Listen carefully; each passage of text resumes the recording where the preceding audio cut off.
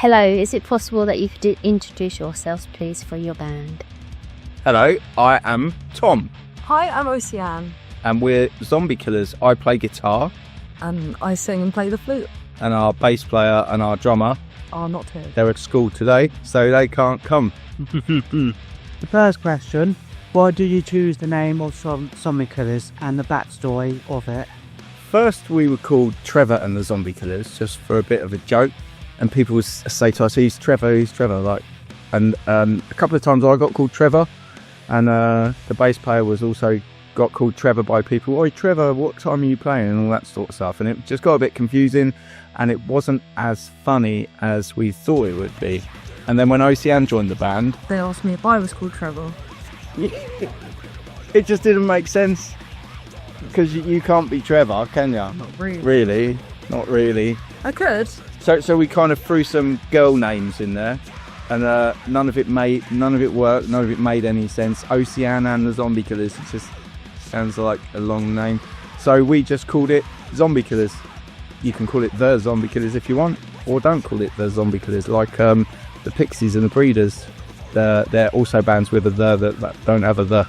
And the Buzzcocks, which were just Buzzcocks. And yeah. Oh, the Skids are the Skids, aren't they? Alright. Although they do have skids on their merch, they don't have the skids. Oh, really? Yeah, the t-shirt I have has skids. Oh, okay. I've got some underpants with skids. Sorry.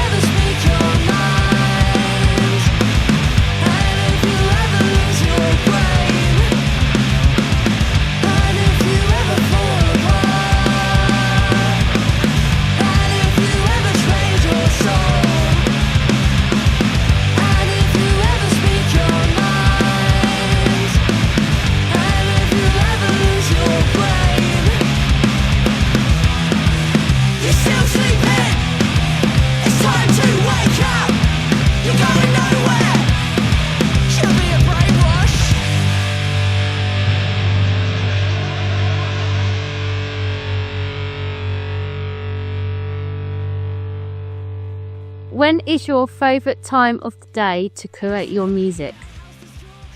Midday evening kind of time, because you actually have a little bit of energy left and you're just tired enough that all the silly comes out. Well, for me, it's I kind of get insomnia, so I wake up at like 4 every morning. There's not really anything I can do about it. If I go to bed late, I get up at 4, and I don't get much sleep. If I go to bed early, I wake up at 3. So I've got a little thing where I can plug my headphones into my guitar, and that's when I write most of our riffs. I recently wanted to fill a little book up for riffs just in case I needed something to finish a song or whatever, and found that when I'd filled this book up, what I'd actually done is written 4 songs. So 4 in the morning is the short answer. Yeah, how would you describe your music? I guess kind of punky, and also metal. It's like a really weird fusion genre. We've been described as having black metal influences, but it's usually mainly punk. But we do a ska song. Yeah. We've got indie influences. Yeah. Uh, Classical with the flute. that's a stretch, I think. Yeah. But yeah, like every different type of punk. I know some songs I listen to a bit more skater punk, a bit more heavy sort of it, Yeah. Yeah, we do like our heavy stuff. more my cup of tea. How long you lot been together? We've been together 4 years as a band, I think. 3 years? 3 or 4. I started off 2 or 3? just doing flute stuff. I've been in the band since I was 16. So have Oh my god. Yes, we have as well. When did you start as a band then? Well, it's a tricky one because it started as a band that I was in when I was about 15, 16, and me and some friends were in this band, and we were really heavy and really hardcore, and at the time there was a lot of punk pop, but we'd gone through a lot of metamorphosis, so we were anti-punk pop and did all this heavy stuff, and then slowly started to embrace it. But in this format, we've been together, 3 years, I'd say. 3, Or 4. bridging on 4. Yeah, this band's gone through a lot of transformations, and I'm probably the only original member, really. Charlie, was he not original? No, he was in Martian Dog Snot. That's very sad. Very patchy work. Exactly right. Very patchy. Yeah. Yeah, I think a lot of people come and go as obviously life goes on. So, I mean, I've only ever known the 3 members that are in this band with me. Yeah, we're There's solid now. 9 people that I've known to be in the band. We're absolutely solid, and it's funny, but the amount of time you waste with people that haven't got the same ideas of, like, the same mindset as you have, like, people just waste your time and just get drunk and don't even care about playing a good song, you know? I mean, we do like to get drunk, but we like to play good songs. I like to play good songs. Yeah. Or put Bobbing One, made the Sex Pistols when they're younger. That is good enough. They go. What a band they are, though. Yeah. That album, the yellow one, remember- what an album. That's probably the best album of all time ever written. Yeah, that's one of my favourite albums of all time. I remember they made a documentary about, I think it's a bass player. Glenn Mack. Glenn or... I've just finished reading his book, Glenn Mack. I think so. They made a documentary around him and the band itself. Yeah. I think it was on Disney Plus, Oh, really? about the Sex Pistols itself. Yeah, they're an amazing band, honestly, and you know, you listen to their stuff and you just think, I wish I could write songs like that. Did you know, here's a fact for you, that Kurt Cobain named his album Nevermind because he wanted to write an album as good as that one. Yeah. Who is inspire you lot or yourself to make the kind of music inspired you? I'd probably say personally, I'm on the Snippers, Daisy the Great, Susie Sue, Die Spitz. They're all really, really good bands, and I think they're all female fronted ones that I've listed. So, yeah, just really, really powerfully vocal women who are extremely good at what they do, and they've got a really nice mix of like melodic and heavy, so I just really enjoy that. Talk about female leads. One band, I think Sierra Met, great sing voice and amazing growl, is Infected Wayne. Okay, I've never heard of Just metal, little trance-ish, a bit. That scratching and that. that. Sounds really cool. A couple of my favourite bands are Rudimentary P9 and Cancer Bats. Cancer Bats are playing Dover Booking Hall on my birthday this year. You got there, go. Birthday treat. That's cool. Probably Ozzy Osbourne not noticed them. The bat. Yeah, they're doing that as well.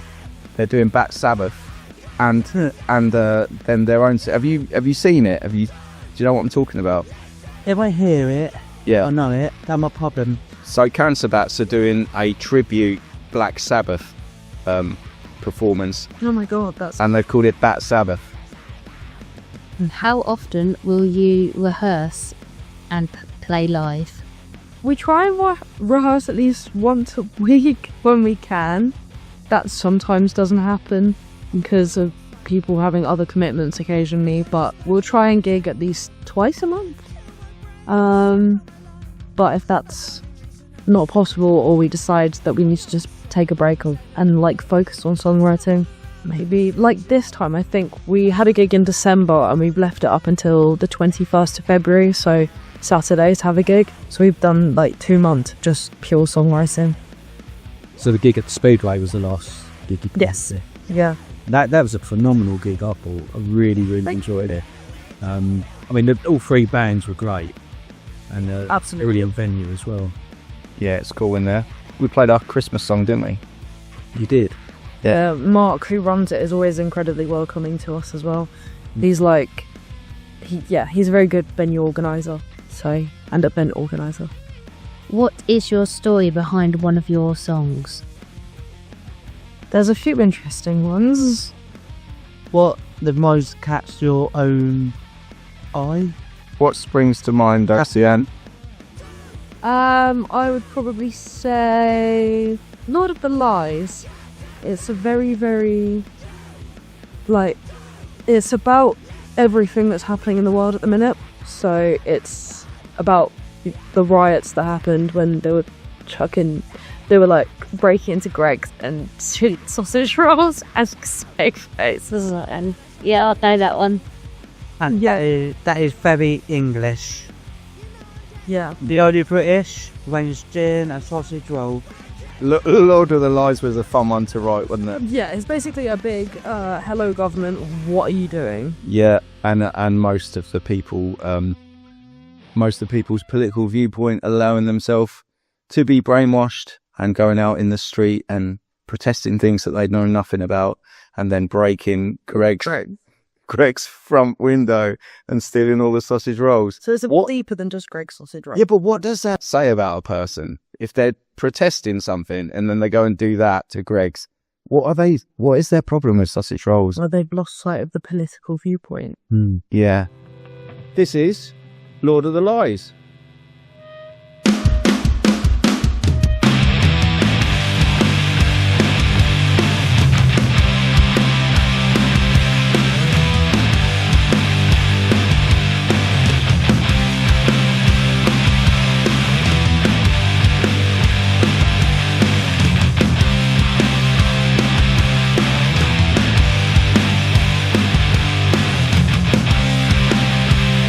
It's just those funny little things that start all the wars. La la la lies. La la la lies. It's just those funny little things that dehumanize. Spreading your lies. La la la lies. And now there's riots on the street. They smashed Greg's front window. They got the sausage rolls. They got the steak bakes too. Can't tell them brainwash. They're with us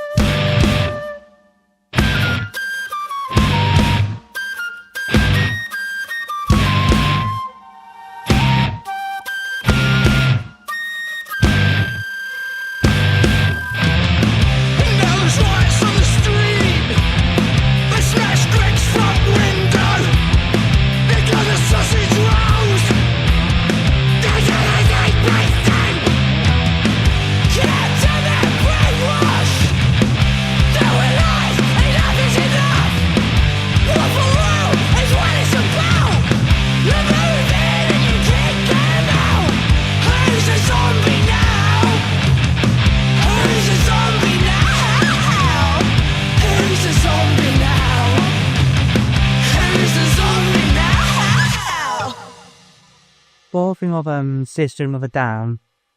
I think some of them songs have hidden meaning about their own government as well. Yeah, I've listened to some of them, and they seem silly in some aspects, but they're actually really like powerful. Deep. Yeah. I think one song by them, BYOB, Mhm. Yeah. Two Ways, Tiki Way, bring your own booze, or bigger picture for them, bring your own bombs. Oh yeah, I always bring my own bombs. Don't ever use shop bought. What? Right. I'm so sorry. I'm so sorry, Charlie. You can't take him anywhere. Fine, be balling. He said bombs first. It wasn't me. As you were saying, still have that sort of political edge, Yeah. but retain a real healthy sense of humour, and that definitely comes across in your live performance. I think the thing is, when we're writing the lyrics, I'm all like, "Ah, the government," and Oceanne will go, how about say, That was. yeah, oh God, I'm hiding in the shed," and I'm like, what? Yes. The cat has exploded. If you make too heavy, it becomes unlistenable. Like, too heavy as in meaningfully, it becomes unlistenable. So, like, if you just... So, like, loads of political stuff is really, really good. But if you make it a bit more fun, in quotation marks, makes it easier to digest the message and more people are likely to listen to it. So, I love a bit of comedy in music. Like, there's a band called Los Albertos Paranoias. You heard of them? No. Brilliant band, a 70s punk band, and their songs are hilarious. I can't remember the line. I'm going to cut my liver out and nail it to your door. Something like that. It's just funny. What is your creative process like? do we even have one? We just kind of say stuff. We have a message in mind and we just kind of... I think we've sat in my living room before and just said things that could amalgamate into a story. Yeah. So first off, we do the music first. So I'll come up with some riffs, usually about 4 a.m, and I'll try and paste them all together and make them into a song. I'll have a kind of rough idea of kind of noises or heavy bits and nice bits of singing. I'll meet up with the drummer. We get loads of drumming down, and he decides what he wants to do with that. Then I'll meet up with Oceanne, and we just have a laugh, really, don't we? We just end up crying with laughter, writing these silly things about stealing steak bakes and exploding caps. And we don't want to explode the... no, we don't want to explode the caps. Well, so it rid of them steak bakes. Exactly that.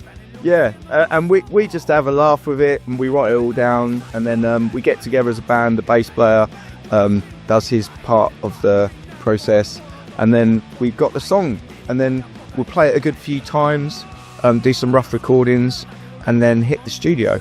We've actually raised enough money from our album sales to pay for the next EP.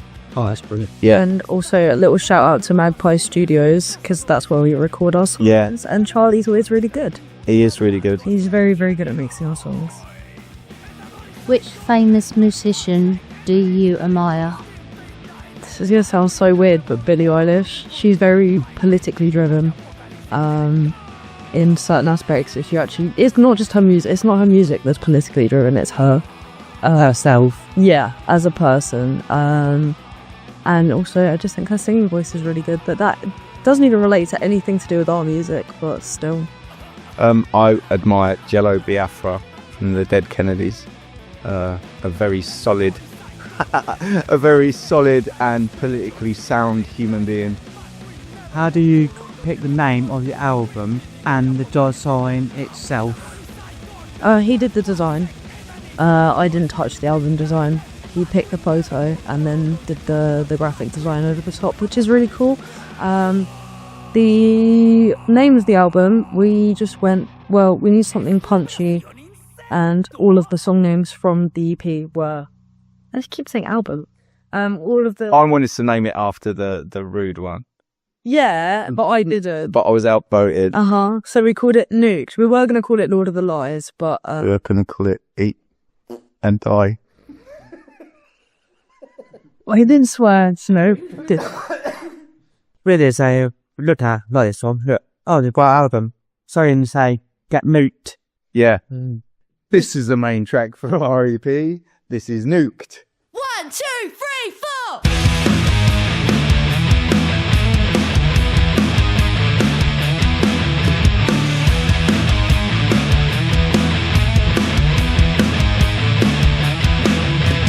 They drop a bomb out of the sky. The world explodes before my eyes. Everything gone and left to burn. I feel like death, my stomach churns. Bring on the final sunset. Choking on the final sunset. Bring on the final sunset. Choking on the final sunset.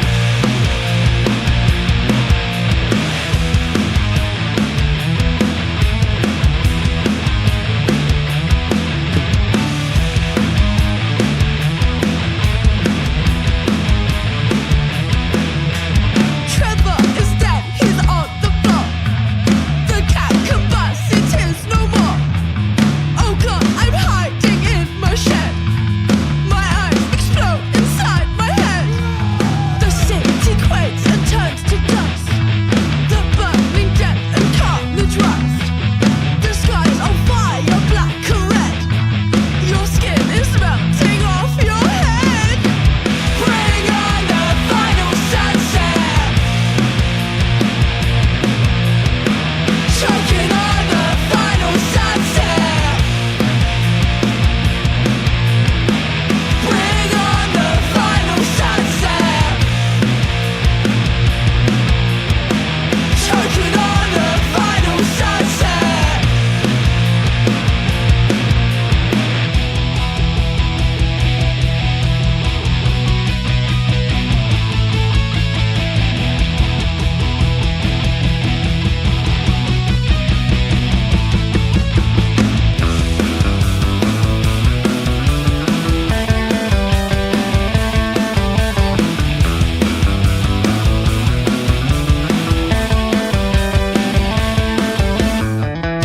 My eyes are burned, my flesh is turned, my head is broken, my guts churn. My eyes are burned, my flesh is turned, my head is broken, my guts churn. The dead wake up and then they rise. The world caves in and the sun dies. A wasted planet epitomized. Another bomb explodes. My ears are full of screaming pain. I'll never see my cat again. The time has come, my underfriend. The world explodes, this is the end. I mean, I'd still class it as a package. It's an album, isn't it? Because you're on one side and the Melbys are on. Yeah. Yeah. So it's like a Hybrid. yeah, Split album. a split album, if you like. Yeah, that's right. The LP, because it's an album's length, isn't it? It's how did that come about with the Melbys? So, I always try and get this community thing going, and I always fail miserably. I messaged a lot of local bands and asked them if they wanted to contribute to a compilation record. So it would cost, I think I worked it out, it would cost 200 quid to put 2 songs on it, and you end up with 50 albums, something like that. I can't remember the exact maths. And everyone said they couldn't afford it, couldn't afford 200 quid. So the only person that was interested was the Melbys. And it so transpired that I said, I'm really sorry, but I think this is a fail, unless you want to do a split where you're on one side and we're on the other side. And they went, yeah, we do want to do that. And I was like, wow. And then we held hands and we skipped through the daisies. Their music also matches ours quite well. They're like, yeah, They're a very good Yeah, match very- for us. Yeah, good match and a good band. Yeah, because why not? yeah. Yeah, it works as an album with both those bands, with yourselves and the Melbys. It really, really does work well. I think there's enough differentiation in the music as well to make it interesting. Yeah, definitely. What is next for you? Our next gig is on Saturday in Hastings, as we said, and then we've got Metal to the Masses in March. We are going to win Metal to the Masses. That's what's next. That's wishful. We are going to play Bloodstock, That is wishful thinking. and We then could try. the world is ours, basically. This is it. This is the year. The world is your oyster. That's right, yeah. How do you prepare your voices and mindset before going on stage? I personally just do vocal warm-ups, usually in the car, or I take Tom outside because I'm scared of going outside by myself in the dark. And I'm going to do my vocal warm-ups out there. Yeah, I mean, I've been doing kind of theatre as well all my life, so performing itself isn't too hard, where I've been used to be on a stage quite a bit. So I kind of just get into character, which is always pretty easy because it's just fun. I think the reason it's so easy is because it's really fun, and I just really enjoy being up on that stage. I do 6 shots of tequila and 100 press-ups. You do 6 shots first, do the 100 press-ups, that 100 press-ups, take all that tequila away, and I do sweats. And I'm ready.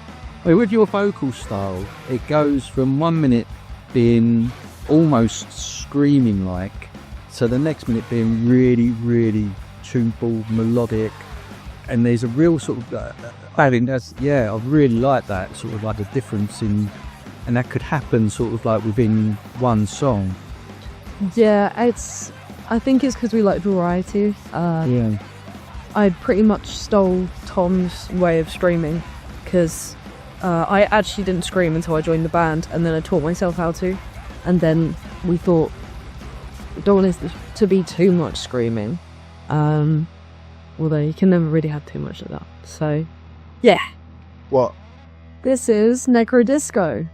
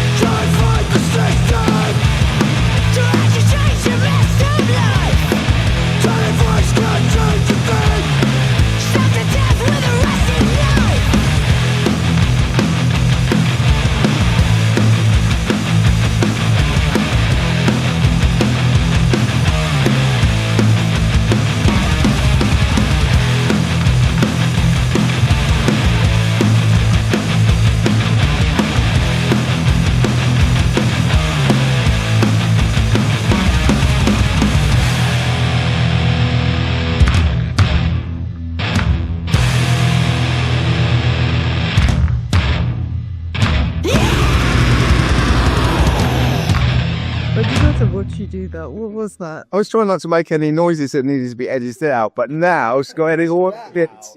So, trying my best here, mate.